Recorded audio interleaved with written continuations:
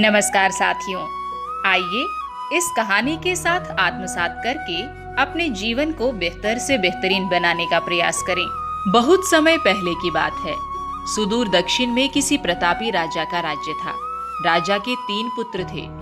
एक दिन राजा के मन में आया कि पुत्रों को कुछ ऐसी शिक्षा दी जाए कि समय आने पर वो राजकाज संभाल सकें। इसी विचार के साथ राजा ने सभी पुत्रों को दरबार में बुलाया और बोला, पुत्रों, हमारे राज्य में नाशपाती का कोई वृक्ष नहीं है। मैं चाहता हूँ तुम सब 4-4 महीने के अंतराल पर इस वृक्ष की तलाश में जाओ और पता लगाओ कि वो कैसा होता है। राजा की आज्ञा पाकर तीनों पुत्र बारी बारी से गए और वापस लौट आए। सभी पुत्रों के लौटाने पर राजा ने पुनः सभी को दरबार में बुलाया और उस पेड़ के बारे में बताने को कहा। पहला पुत्र बोला, पिताजी, वो पेड़ तो बिल्कुल टेढ़ा मेढ़ा और सूखा हुआ था।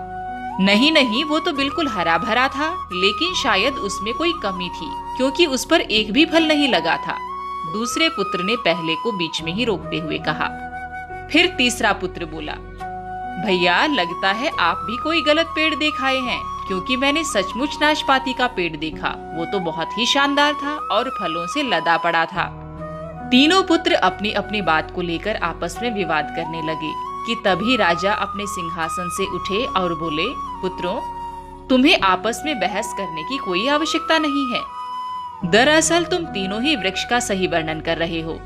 मैंने जानबूझकर तुम्हें अलग अलग मौसम में वृक्ष खोजने को भेजा था और तुमने जो देखा वो उस मौसम के अनुसार था। मैं चाहता हूँ कि इस अनुभव के आधार पर तुम 3 बातों की गांठ बांध लो। पहली, किसी चीज के बारे में सही और पूर्ण जानकारी चाहिए तो तुम्हें उसे लंबे समय तक देखना परखना चाहिए। फिर चाहे वो कोई विषय हो, कोई वस्तु हो या फिर कोई व्यक्ति ही क्यों ना हो। दूसरी, हर मौसम एक सा नहीं होता। जिस प्रकार वृक्ष मौसम के अनुसार सूखता, हरा भरा या फलों से लदा रहता है, उसी प्रकार मनुष्य के जीवन में भी उतार चढ़ाव आते रहते हैं। अतः अगर तुम कभी बुरे दौर से गुजर रहे हो तो अपनी हिम्मत और धैर्य बनाए रखो, समय अवश्य बदलता है। और तीसरी बात, अपनी बात को सही मानकर उस पर अड़े मत रहो।